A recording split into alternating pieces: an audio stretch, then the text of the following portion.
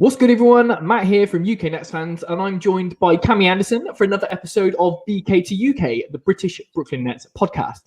Today is Sunday, October the 24th, possibly, and we're chatting about, what a week it's been. It's the season is here. The season is underway, so we're going to chat about the Bucks game. We're going to chat about the Sixers game. It's currently 8 p.m, so we're about an hour away from the Hornets game, but we thought we'd get in first, chat about the other games, and then we'll be out of our system. We can go all watch the game together. So we'll be chatting a little bit about that Hornets game and some other games coming up across the next week. But make sure you're following us on Twitter and Instagram at UK Nets Fans, the pod itself on Twitter at BK to UK Pod. And check us out on YouTube, where you can watch back all of our episodes. Hang on, sorry, ESPN's just gone bananas on me. Sorry if you heard that. But yeah, with that out of the way, let's get into it. The main news from this week, I'm sure you've all seen it, but is the NBA big 75th anniversary this year. So they've released their 75 all-time greats list. So not ranked. This is just 75 top players in a list, sorted alphabetically. And there were some Nets in there, of course. So you got Rick Barry, who was a New York Net between 1970 and 1972. KD, obviously 2020 to current. Kevin Garnett, the big ticket, 2013 to 2015. James Harden, the beard, who's 2020 to current. Jason Kidd was on there, 2001 to 2008. Steve Nash made the grade as well. Obviously, he never played for the Nets, but is our current head coach. And Paul Pierce, who was the Nets for that glorious 2013 to 2014 season. A bit of chat about, some omissions. Dwight Howard not making it, who was obviously almost a Net. Vince Carter not making it, who was obviously a massive part of the Nets' success. But I think I've stumbled onto something, and currently my phone is melting because I'm getting a couple of notifications. I'm not big in the game. I'm not a big timer, but when I was doing my notes for this podcast, believe it or not, we do notes. We are sometimes organized. But if you Google Nets NBA 75, the first result that comes up is a dead web page from the Nets website that says Kyrie Irving has been named to the NBA 75 roster. So obviously you see the shortcut on Google, you click through to it, it's a 404 error, can't go to the page. Cammy, I'm putting it to you. Is there a draft list somewhere that includes Kyrie Irving in the top 75 that has now been scrapped? There were 100% is. Whether that draft still exists, I couldn't tell you, but obviously, the teams in the league will have known, I'd say, at least a few days in advance by those that the NBA had kind of collated the list, who was going to be in it, so these teams could prepare their kind of promotional material and celebrate the players who've obviously made a mark on the league in the 75-year history. And I mean, the players that are in it, yeah, you can't really argue with them. There's some fantastic players, and it's great to see a number of Nets recognised, even if, like you say, there are some omissions. You think of Vince Carter, one of the perhaps most iconic dunkers in NBA history. And even if he wasn't a Net, how he's not made it solely just on his dunking is unbelievable. But yeah, the Kyrie omission, I think you've stumbled upon something that's quite the can of worms that's maybe going to get opened. And I think there will be some questions asked about what actually happened. Was it just a case that teams are told, right, you have 5 or 6 players each, it'll be roughly these guys? Or did the Nets just jump the gun and went, yeah, Kyrie will be in it. Yeah, sure he will. We'll do bits and bobs. And yeah, he wasn't in it. But yeah, I don't know what you can really kind of say to this. There's obviously everything that's going on off the court. Is that enough to then say, no, he can't be in? I'm sure that if you look hard enough, there's probably a few things for guys already in that would maybe question their kind of suitability on the list. I'm not too sure entirely what that would be. But when you consider what Kyrie's done, yeah, I don't know if that is the main reason for him not being on, but I'm not sure if you're kind of on the same train as foot as me. Yeah, I think it's one of them. It's without knowing why that web page was. So I like to pull the curtain back a little bit. I work in digital marketing, right? And I work quite closely with our web team. And for me, I'm thinking the Nets wouldn't have bothered making that page unless they got notice that Kyrie's going to be in that team, right? So they're going to start making it and all this kind of stuff. Whether or not it was a decision that he got edged out by someone through purely basketball merit, or if it was this, unvaccinated, refusing to play, well, not refusing to play, being told that he can't play by the team, that has omitted him from a list that celebrates greatness. I mean, I know all these lists are designed just to get people chatting and disagreeing and all that kind of stuff, which I appreciate. So it's not exactly scientific, but, I think if you took a straw poll of all the players that have come through in the last 10 years or so, more of them will say Kyrie Irving than, some other people on that list. So I think just in terms of what greatness means, I think Kyrie Irving, he's got to be top 75. But, we shall see. Like I say, my notifications are going mental. So we keep an eye on it. But coming to you first from UK Nets fans, from stumbling across that. But without further ado, that's really the only Nets news that we've got to talk about today. I want to get through to opening night. Nets actually started the season last week, Wednesday, the 20th of October, just past midnight UK time, and got absolutely battered. It wasn't even close. 104-127 against the Milwaukee Bucks on ring night. Cammy, what did you see on to talk about on this one? Yeah, not quite the party spoiler that we were all kind of anticipating. We were all quite hopeful that we could maybe spoil the party and get our own back after obviously losing to them during the playoffs and then kind of ending our title hopes that season. And the thing that I'm really looking at this time was the scoring off of turnovers, both for us and the Bucks. We had 12 turnovers to the Bucks 7, and whilst 12 turnovers isn't that bad, it's probably not the worst that we're going to see from the Nets. It's how many points we actually lost because of those turnovers. The Bucks got 22 points out of 12 turnovers, whereas from their 7 turnovers we got just 2. And yes, there's games where you do better, there's games where you do worse, and yes, there's going to be football. Even if you take those points away, you'd still lost. Yeah, that's true. But then we could have probably benefited and done more with the turnovers we got. And I'm sure there were plenty of games last season where it was similar. And it just seems to be something that kind of plagues us from time to time. Give the ball up so often, yet I don't know what you could really put it down to. Teams are going to lose the ball. I don't know if it's a tactical thing that we then can't get back, or we just give the ball up in such bad places, or teams just are better at taking advantage of it. There's so many kind of ifs, buts, and maybes for this, but yeah, it's something that we can ill afford to do, especially against teams like the Bucks, who were ultimately going to be challenging at the kind of top of the Eastern Conference with. I'd like to hope over the course of the season, these things will even themselves out. There will probably be some more games where we've got more turnovers, but yeah, certainly for an opening night to be giving up that many points and turning the ball over as much, it's not what you want to see. We really wanted to put a marker down here, but it wasn't quite what we expected. But I think you've got something to say about a few of the players who maybe made things a little bit better. Yeah, well, obviously the main person that kind of bore the brunt of it sort of unfairly was Nicholas Claxton. If you're on Nets Twitter during and after that game, then he was getting absolutely pasted for not grabbing lobs, not grabbing offensive rebounds. But if you have a look back at the box score, he had 12 points and 7 rebounds in 24 minutes. But it was his defense and his overall conditioning that was lacking. Something that Claxton himself said after the game he was, needs to be better at. Because I don't know if you've noticed it as well, but sort of he can't get up and down the floor like 5 times without blowing, which is really weird. And, he's not exactly...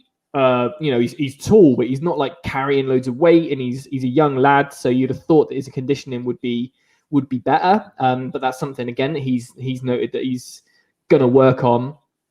But the thing I noticed was it looks like they're really trying to almost force him to be that lob finisher that we had with DJ and other traditional bigs. so much so that Harden just kept going after it and kept going after it. And when he actually went down, you could see Harden be like looking up to the sky with his hands up going, finally. So it's a bit weird. It reminded me of, I don't know if you've ever heard of a story of like someone getting caught smoking. So by their parents or whatever. So their parents make them sit down and smoke an entire pack of cigarettes. So I think what would happen is like he'd like not score that bucket. So James Harden's like, no, you're going to keep going until you get one. So maybe it's a bit of that, and chucking him in and saying sink or swim. But yeah, it was pretty brutal. Obviously, Harden and Claxton had some really good chemistry last season. So we hope that continues. But yeah, as I say, I'm glad we've had some time to process this loss before we jumped on today, because everyone was a little bit moody and a little bit grumpy because we got blown out.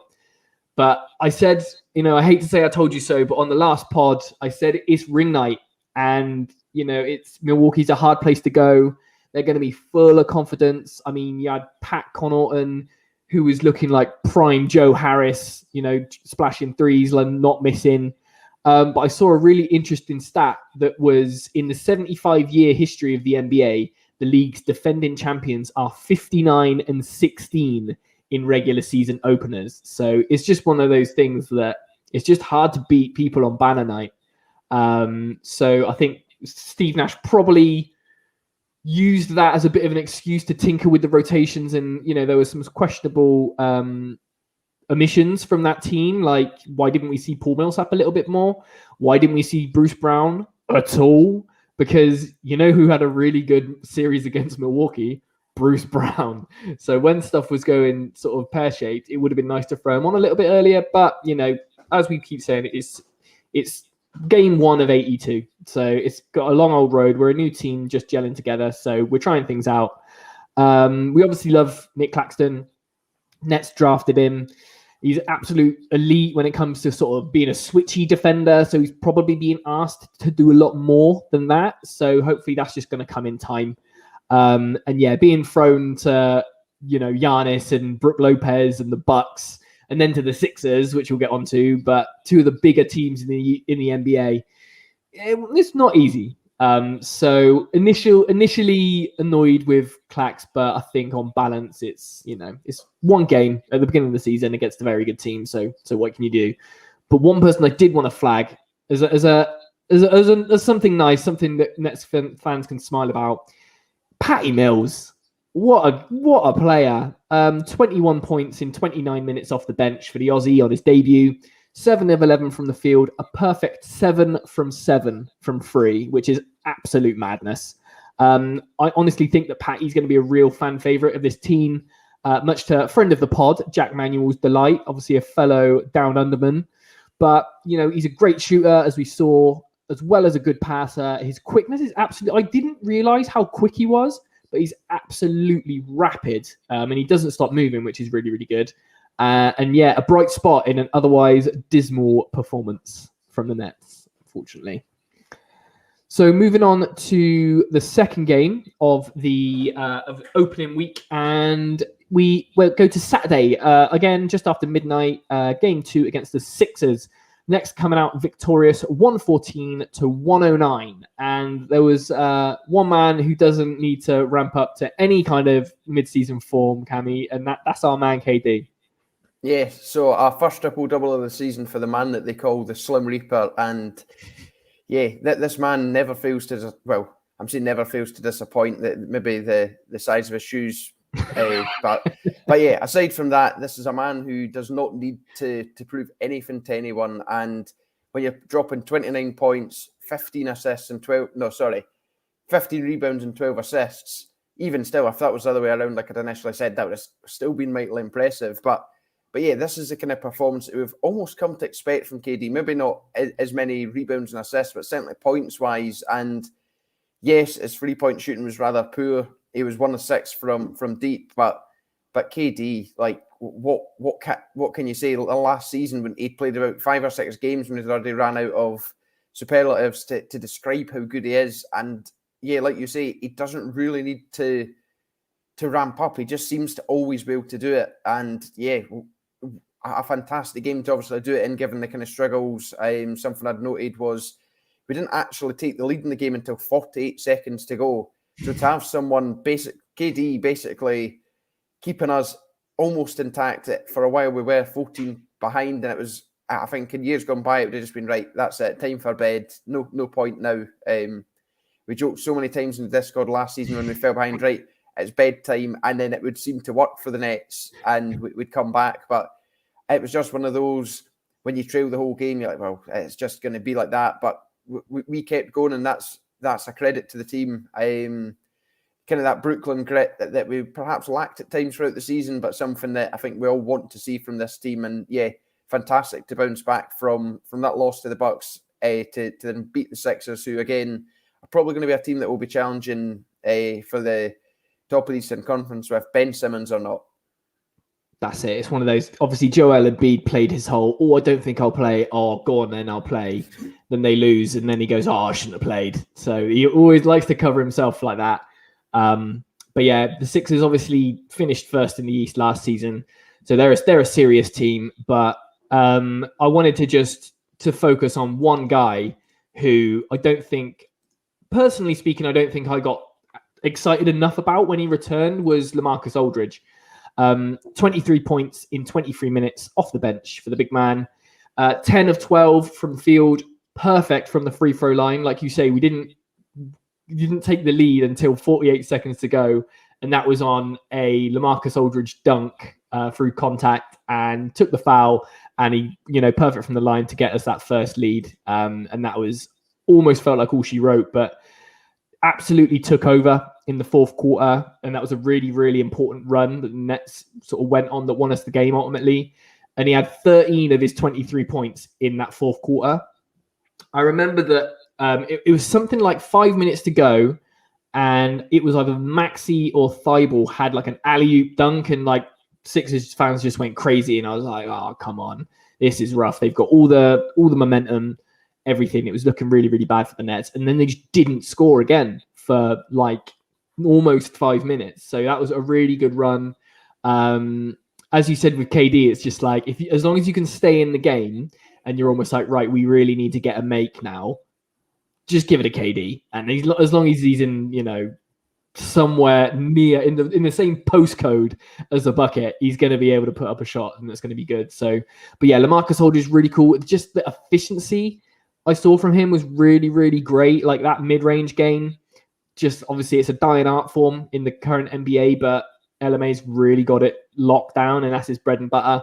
And the offensive rebounds as well. I think he had 5 or 7 rebounds or something, but 3 of them were offensive rebounds, which, is something was non-existent in that Bucks game. So just to see him grabbing those second chance points and actually putting them down was just really nice to see from a Nets big man who's actually big, not like a pseudo, like sort of undersized 5 or whatever that we've been playing, but seeing an actual big man actually crash the boards, actually go through contact and really get some production was really, really nice to see. So I really hope that we can get a bit more LMA. Obviously, still coming back from his whole trick heart thing. But yeah, I saw what I saw from LMA was really, really encouraging. So very happy with him. So that's it. So as we say, we got to look ahead. It is currently 22 minutes past 8, and we want to get this Hornets preview done before tip-off at least. So the Hornets are currently 2-0. LaMelo's looking good, man. Hit 7 threes in his last game. Personally, I think it's time for these defensive guards to kind of step up that we've been hearing about. Your Javon Carters and all that kind of stuff. Patty Mills, maybe. But maybe it's time for Clax to switch onto him. Obviously, we know how much he loves to switch. And maybe it's time for him to show off some defensive chops. How do you think this Hornets game is going to go? Obviously, opening night, back at the Clay. Are we calling it the Clays? Is that or is it still Barclays Center? Obviously, KD called it Barclays the Center. Yeah, I'm not having it as the Clays. That's definitely not the Clays. 100% not the Clays. Trying to make it cool. All right. So, and it'll be the Clees anyway, which is weird. So yeah, back in the crib for the first time. How do you see this Hornets game going? It's going to be very fun. I'm a massive, massive LaMelo Ball fan. There's been kind of talks, I think, was it perhaps in Discord on who your kind of other League Pass team should be. Who should we be watching it? And if you've not already picked another one, it's got to be the Hornets solely for LaMelo Ball. LaMelo Ball is one of the best up-and-coming young talents in this league, and you just can't take your eyes off him. Much like we can't take our eyes off of KD, LaMelo Ball, he's got it all, really. Especially in a kind of offensive sense, just his passing, his ability to get to the basket, his dribbling, his shooting. It's amazing for someone so young. And let's not forget, he's got fantastic style as well. I'm sure you'll have seen the photo of him with the matching lime green suit and lime green car. Now, that's something many of us could only aspire to, but LaMelo Ball just made that look so, so cool. But yeah, he's... With the matching Lambo or whatever it was, yeah. I mean, yeah, maybe we can't match with a Lambo, but yeah, it's just some style from him, and he's just one of those players that he's so good. And the scary thing is, he's only going to get better. Like you say, they are 2-0, and I think they're going to want to try and get to 3-0 if they can get a big scalp over a team like the Nets. That's massive for them. They'll probably be looking to get into the playoffs this year, and given the way LaMelo's started, it's hard to argue that they'll not get there, even if it is as an 8th seed. I think, though, with the Nets being the team that they are, with the firepower we've got, and regardless of how well the Hornets have started, that this shouldn't really be a contest as much as the Hornets have done well, and we can't completely rule them out, but a team with Kevin Durant and James Harden, and then obviously if LaMarcus Aldridge kind of performs again, Patty Mills as well, we should be outscoring them and really winning this quite comfortably. But yeah, that's perhaps easier said than done. And when it concerns the Nets, it's not often that we do things the easy way. So yeah, really looking forward to seeing LaMelo in action. A player that if the Nets aren't in action, I do kind of try to keep an eye on, just a real highlight reel player, and a player that, as much as I'd like to see him do some interesting things tonight, I don't want to see him do well, because it's more than likely going to cause problems for the Nets. Absolutely, yeah. So the news coming out of Nets World is that Blake Griffin is getting rested for the game. There was a little bit of reading between the lines in that Kyrie Irving is not listed as out on the injury report as he was previously. So maybe, there was a good point by Elliot from Hoopin' and Luton, who said that maybe because it's a New York thing, they don't have to list him as out because he's inactive. So, but, do you have to, if he's out, he's out. So maybe you do have to do it. As a professional wrestling fan, I would absolutely love it if, me and Cammy spoke about this before we went live, but if it was just, he didn't warm up, but as soon as the lights went down on opening night in the Barclays Center, and whoever the fella is that does all the intros just says, "At God, number 11 from New Jersey is Kyrie Irving." He comes in, he's got a big bandage, like a big plaster, a band-aid on his upper arm. Would be quite tasty. I don't think it's going to happen, but yeah, it would be nice. And it turns out he was just waiting for the home opener anyway. I think the Nets are going to get this W anyway. As you say, as good as the Hornets are for this kind of Nets team, with the aspirations we've got to be rolling over them. So hopefully that will be easy pickings, hopefully. But as you quite rightly say, when things are easy, it's never easy. Which brings us quite nicely onto our next opponent. So on Tuesday, just after midnight, it's another 2-0 team in the Washington Wizards, and the return of Spencer Dinwiddie, who I think is going to get a massive reaction from the Nets home fans. Spence currently leads the team in points per game and assists per game, so he might have a point to prove. I think Bradley Beal is currently out day-to-day with a hip problem or something, but obviously this could be way better by Tuesday. Cammy, what do you think for the Wizards game?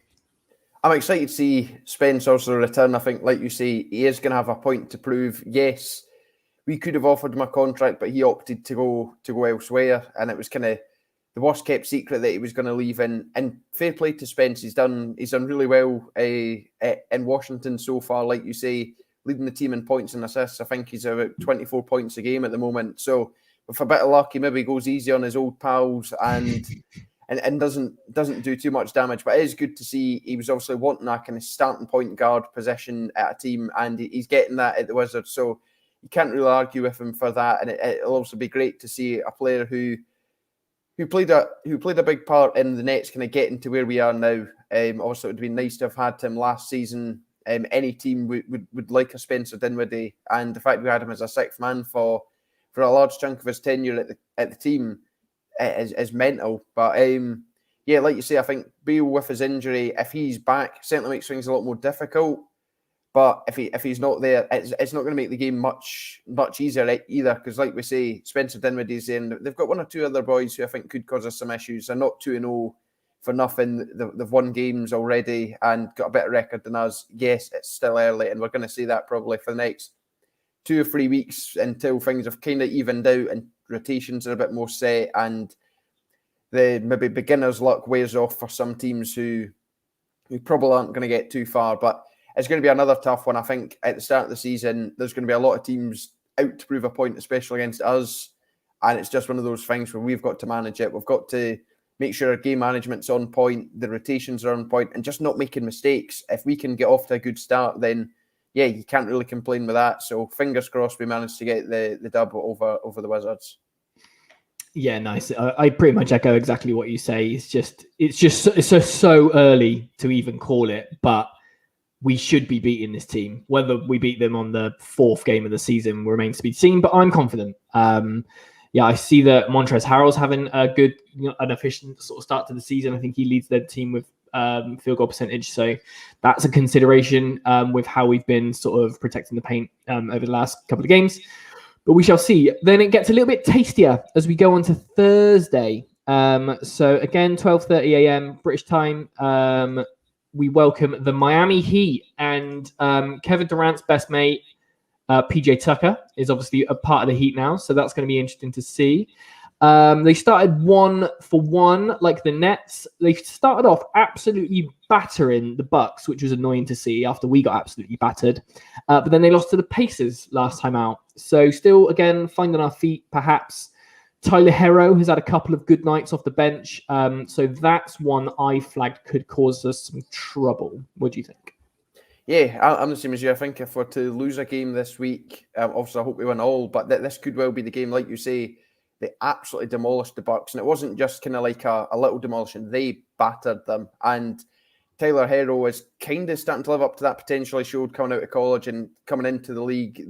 He's quite a heavily criticised player, yet he always seems to prove his doubters wrong. He's the leading scorer on the team off the bench. I was 30 points one night and 27 other. That's right. Massively impressive numbers off the bench, and he's a 3-point marksman.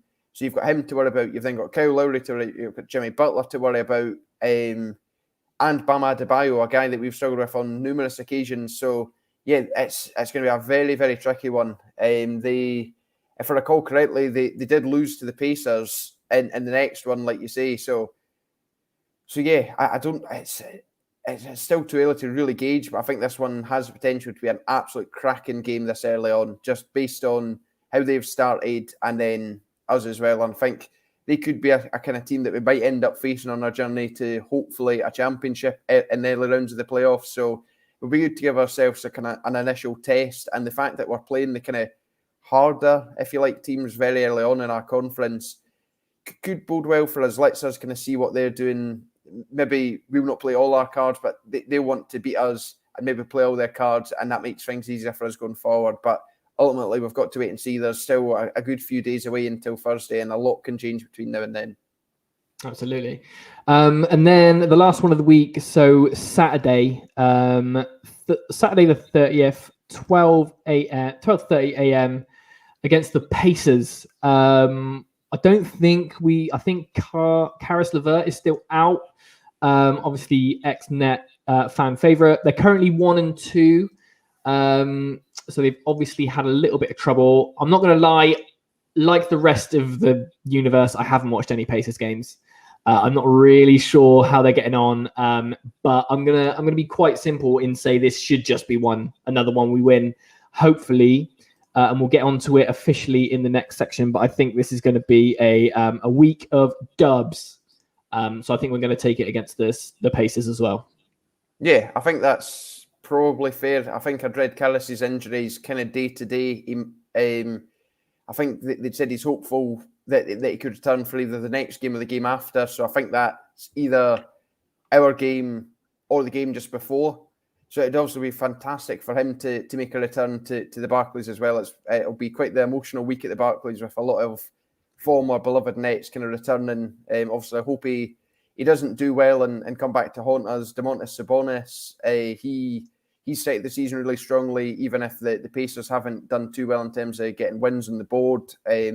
He's averaging 30 a game, and we know what we're like against big men, that we're only one match away from always getting an absolute battering off a big man. It's something we've struggled with for a long time, and we come up against a few good ones this week, so it'll be interesting to see how we kind of deal with them. Have the Nets finally learned how to deal with big men? Is LaMarcus Aldridge the answer? There's a lot of questions, and hopefully we get those answers by the next time we pod.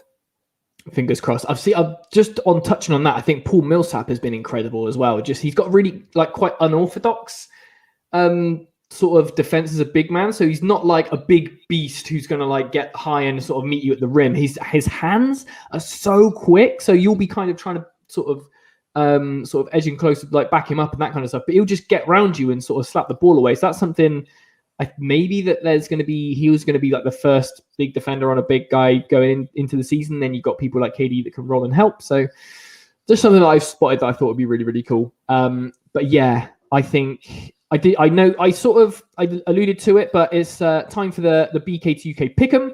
This season, we're going to be keeping a running total. Each of us are going to be guessing the winners for each week of the games. And for every game you get right, you get a point. As it stands, don't want to brag, lads, but I'm currently in the lead with 3. I got 100% right this last week, and then we've got Aiden with 2 and Cammy with 1.